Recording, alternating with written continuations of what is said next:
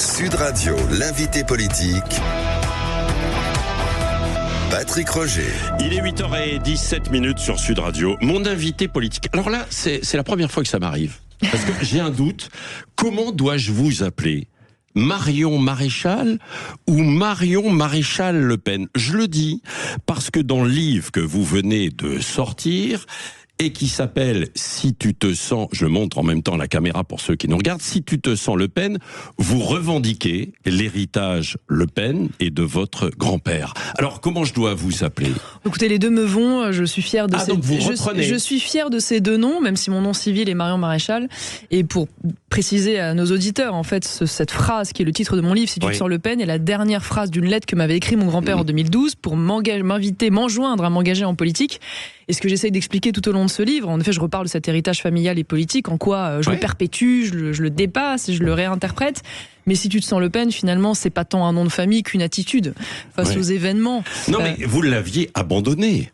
Le nom Le Pen, c'est vrai, parce que vous racontez d'ailleurs tout ça dans le livre, parce que les épisodes, c'était difficile à porter, à assumer parfois. Alors, ce qui est sûr, c'est qu'évidemment, il y a une trentaine d'années de cela, à l'école publique notamment, être la petite fille de Jean-Marie Le Pen n'était pas neutre, et moi et mes cousins avons quand même vécu un certain nombre de moqueries, parfois de violences verbales, parfois même physiques. Bon, on va dire formateur à certains égards, mais je reviens sur l'histoire de ce nom qui est un peu singulière, puisque les conditions particulières de ma naissance, j'en parle dans le livre, font que je me suis appelée Marion Le Pen pendant 3 ans avant d'être adoptée par celui qui est mon père et de devenir Marion Maréchal. Donc j'ai toujours eu un attachement particulier à ces deux noms. Et Marion Maréchal Le Pen avait été d'une certaine manière mon nom de guerre en politique. Et quand j'ai quitté la politique en 2017, je suis revenue un peu symboliquement à mon nom civil comme une manière d'acter que je quittais la politique vraiment. Et c'est la raison pour laquelle ce matin je vous pose la question, est-ce que vous reprenez votre nom de guerre entre guillemets politique, Marion Maréchal Le Pen? On peut vous appeler Marion Maréchal Le Pen? Non, mais alors très souvent sur les plateaux, vous savez, mes adversaires appuient sur le nom Marion Maréchal Le Pen comme si cela me mettait mal à l'aise, alors que j'assume parfaitement. Maintenant, je n'ai pas d'intention particulière de réafficher Marion Maréchal Le Pen. Je pense que les gens savent qu'en étant Marion Maréchal, je suis malgré tout de la famille Le Pen. Et ils savent surtout ce que je pense. C'est le plus important. Mais c'est aussi le fil conducteur de ce livre et en même temps de l'histoire qui est en train de se dérouler sous nos yeux. Parce que est-ce que le nom Le Pen est toujours un obstacle? Est-ce qu'il y a dans les réquisitions au procès en appel du RN, au-delà des faits reprochés, bien sûr, mais cet état d'esprit de certains qui ne veulent pas d'un Le Pen ou d'une Le Pen au pouvoir, en l'occurrence votre tante Marine Le Pen? Je ne crois pas qu'aujourd'hui pour les Français le nom Le Pen soit un obstacle. Au contraire, je pense que le nom Le Pen dans l'inconscient général est plutôt une marque de solidité, de courage, de refus du politiquement correct, d'une capacité quand même à voir loin et peut-être même avant les autres, disons-le, sur un certain nombre de sujets. Maintenant, ce qui est sûr, c'est que l'enjeu pour 2027, c'est d'élargir et de rassembler au maximum, parce que quelles que soient les qualités du candidat, Le Pen ou pas d'ailleurs, aucun parti politique ne peut gagner seul. Ça, c'est mon grand combat depuis des années. Moi, je le retrace dans le livre d'ailleurs depuis 2012, défenseuse de cette idée de coalition des droites. Donc maintenant, moi, l'objet est de savoir comment nous rassemblons suffisamment d'ici 2027 pour nous donner les moyens de gagner. Et j'espère être un des acteurs centraux de cela. Vous rassemblez effectivement Marion Maréchal ou Marion Maréchal Le Pen parce que évidemment vous étiez fâché avec Jordan Bardella et l'ensemble du RN. Vous étiez fâché. Alors les choses sont un peu plus compliquées. Je reviens d'ailleurs. Mais il faut le faire synthétique. Faisons synthétique. Je reviens d'ailleurs sur les choix et les ruptures. Ce qui est sûr, c'est que la présence amicale, et je le remercie de Jordan Bardella à la soirée de lancement de mon livre, est la démonstration que nous sommes dans une nouvelle étape, que nous avons tous les deux le souhait de construire l'équipe potentiellement victorieuse pour 2027, en ayant à cœur chacun d'associer les personnalités avec leurs singularités et leurs différences parfois idéologiques dans cet esprit de rassemblement autour de l'essentiel qui est la défense de la sécurité, de l'indépendance et de l'identité française. Oui, alors après ces réquisitions, on sent un peu, quand on lit dans les commentaires et même dans les déclarations, Marine Le Pen un peu abattue, comme si elle était résignée, en se disant que finalement elle ne pourrait pas être candidate en 2027. Vous l'avez eu au téléphone, vous avez échangé avec elle? J'échange évidemment régulièrement avec elle. Ce serait mentir que de dire que ça n'est pas une épreuve personnelle. Et puis une épreuve politique évidemment, mais Marine Le Pen, c'est une femme qui est engagée depuis depuis maintenant des années en politique, qui se prépare minutieusement à exercer cette fonction de chef d'État. Et donc c'est vrai qu'à l'aune d'une victoire potentielle et de la reconnaissance finalement de sa légitimité à pouvoir exercer cette fonction, c'est évidemment difficile que d'imaginer qu'elle puisse potentiellement ne pas se présenter. Maintenant, attention, les réquisitions ne sont pas la condamnation. Non, c'est vrai. C'est le temps maintenant des avocats de la défense. Donc les prévenus vont pouvoir faire valoir leur point de vue et leur défense.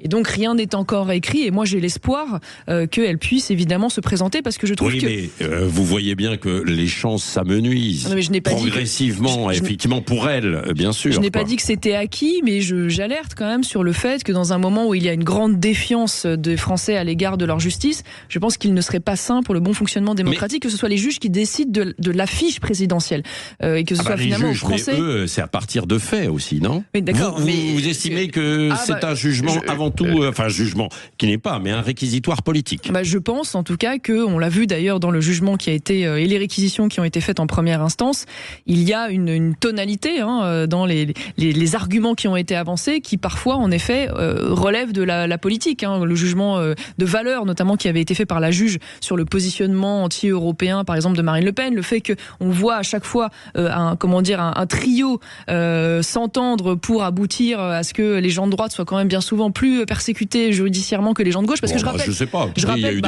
des condamnations, écoutez, à Usac, à gauche, et puis il y en a eu d'autres. Vous savez qu'il y a aujourd'hui une affaire similaire qui est en cours en ce qui concerne Jean-Luc Mélenchon et les assistants parlementaires. Et étonnamment, je ne sais pas si vous l'avez relevé, l'enquête n'a pas avancé d'un pouce, d'un demi-millimètre. Voilà, je note quand même que la célérité de la justice n'est pas toujours la même. On s'en souvient dans l'affaire Fillon. Je vais vous donner un exemple, moi, parfois, qui peut entacher la confiance dans la justice. Je viens d'être condamné la semaine dernière en diffamation par la justice, donc contre l'IESH. L'IESH, c'est le centre de formation des frères musulmans. Rien que ça.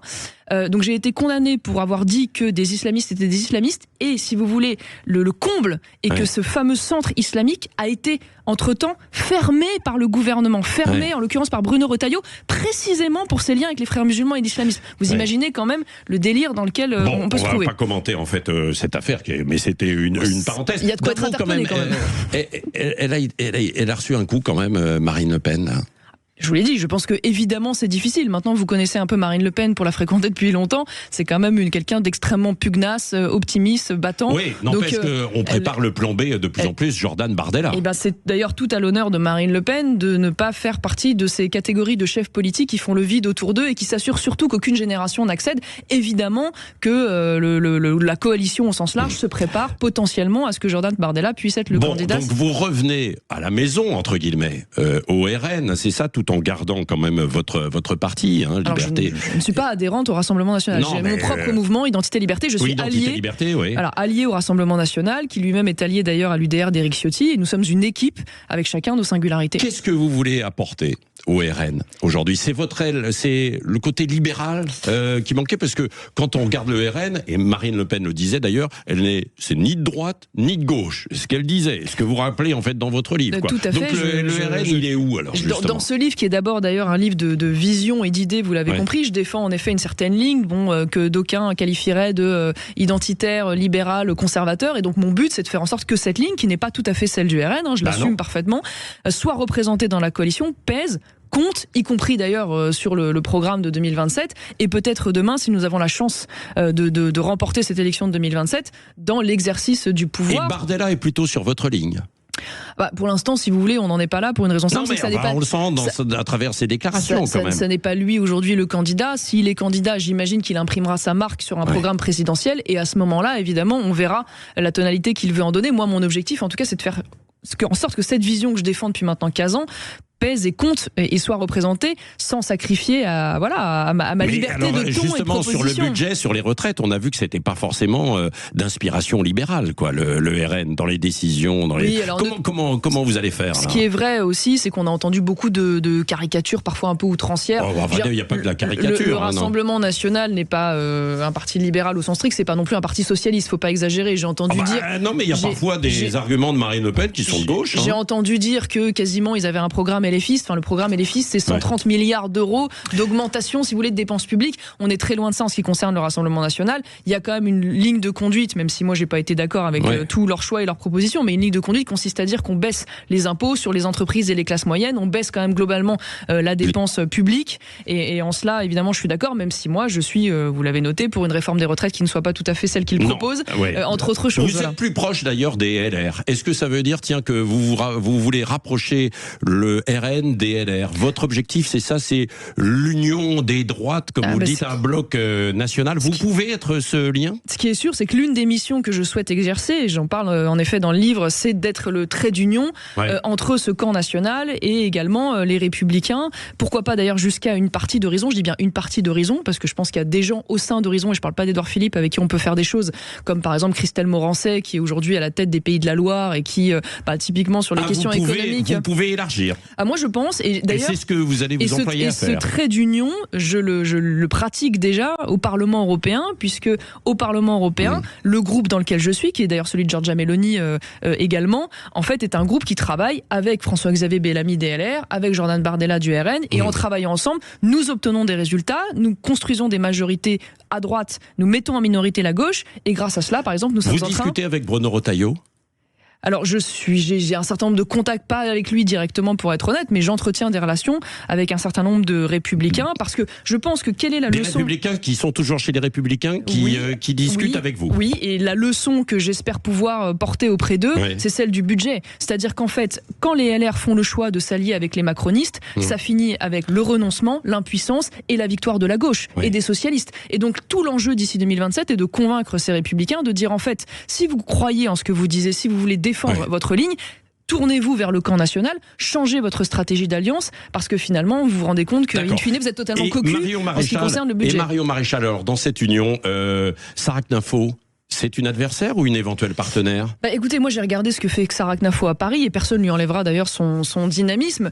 Maintenant, regardons quand même les choses en face. Bon, Sarah Knafo ne gagnera pas la mairie de Paris. Non, mais enfin, vous avez vu, elle fait aux environs de 10% dans les intentions de vote. Et donc, la question maintenant est de savoir qu'est-ce qu'elle fera au second tour si elle était qualifiée. Moi, j'ai cru comprendre qu'elle envisageait la possibilité de pouvoir se retirer parce qu'elle ne veut pas faire, je cite, perdre la droite dans tous les cas. Mais si donc l'objectif c'est de se qualifier pour se retirer et donc laisser le champ totalement libre à Rachida Dati, dont je considère moi, pardonnez-moi, qu'elle est totalement macronisée. C'est une candidate. Elle était chez les Républicains. Oui, bon, d'accord. Elle a été réintégrée. C'est une ministre macroniste. Oui, mais on peut changer d'avis. Vous avez bien changé d'avis, vous. Non, attendez, Marion Maréchal. Oui, d'accord. Non, mais c'est pas le sujet. Le sujet, c'est je parle des idées.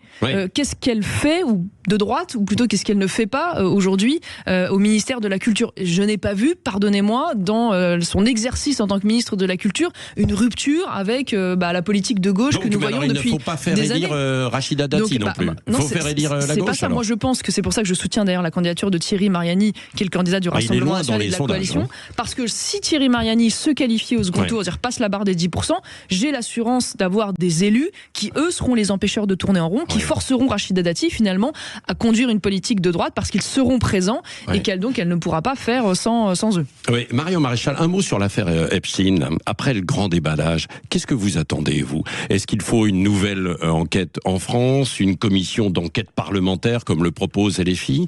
Qu'est-ce que vous en attendez? Écoutez, on peut tout envisager, mais déjà, la première des choses, je pense que c'est que monsieur Jack Lang démissionne de l'Institut du monde arabe. Voilà. Parce que honnêtement, quand on voit aujourd'hui les liens privilégiés qu'il entretenait avec cette ordure, pardonnez-moi de le dire, au-delà d'ailleurs de tous les sujets dont on pourrait parler sur l'Institut du monde arabe, qui est quand même dans une situation financière douteuse, et les polémiques passées sur les petits fours et j'en passe, je pense que maintenant il devrait, par dignité personnelle, se démettre et cesser de représenter la France dans cet institut. Bon, vous appelez à la démission. Voilà, au moins sa fille, elle a eu cette dignité-là, puisqu'elle s'est démise de ses fonctions. Et sinon, une enquête judiciaire? Oui, pour aller un petit peu plus loin, ou pas une commission d'enquête? Qu'il y ait des choses à aller chercher, oui, pourquoi pas. Pour l'instant, j'ai l'impression que parfois on tire le fil pour compromettre des gens sans qu'il y ait vraiment fondamentalement des choses concrètes. Mais bon, moi j'ai rien à cacher, et je crois que dans le camp national non plus, sans aucune difficulté. Donc c'est pas nous que ça va éclabousser. Vous voyez. Marion Maréchal, un mot aussi. Il y a un chapitre qui est intéressant dans votre livre sur le moment des Gilets jaunes. Oui. Vous vous êtes retrouvé au cœur des manifestations. Vous étiez, je crois, à Lyon, en fait, à l'époque, c'est ça. Et c'est rester Marion au milieu des lacrymos, Marion la bourgeoise, etc. Marion la bourgeoise. Non, bah oui, non, mais c'est un peu ça. Ouais. Non, bah écoutez, vous savez, moi j'ai été élu pendant des années dans un territoire qui est un territoire très populaire, hein, qui était le Vaucluse, et j'ai été pendant longtemps le porte-voix, et je suis toujours d'ailleurs de cette France-là. Et je suis allée au contact des Gilets jaunes, j'ai manifesté avec eux parce qu'en fait, contrairement à ce qui a été dit, ça n'était pas un mouvement de gauche et encore moins d'extrême gauche, c'était un mouvement de ras-le-bol fiscal. J'ai d'ailleurs beaucoup été très triste de voir finalement deux France qui partagent énormément de choses, c'est-à-dire la France des forces de l'ordre affronter la France finalement de ces travailleurs mal et peu reconnus, parce qu'en fait c'est la même France. Et j'ai vu un moment de réconciliation d'ailleurs assez touchant. J'étais à la manifestation des policiers la semaine dernière, j'ai vu les policiers crier dans les les haut-parleurs nous aimons les agriculteurs. J'ai vu les agriculteurs aller aussi aux manifestations des policiers, parce qu'en fait cette France-là elle a le même problème, c'est-à-dire une France qui travaille, qui se lève tôt le matin et qui a un métier qui ne paye pas et qui n'arrive pas à joindre les deux bouts parce qu'elle est pressurisée pour financer finalement la politique sociale délirante qui est la nôtre et d'assistanat, et qui est aujourd'hui évidemment noyée par le coût de l'immigration. Un dernier mot rapidement, le droit de vote des étrangers non ressortissants de l'Union européenne au municipal, c'est une proposition de loi écologiste qui a été adoptée en commission, qui sera discutée la semaine prochaine.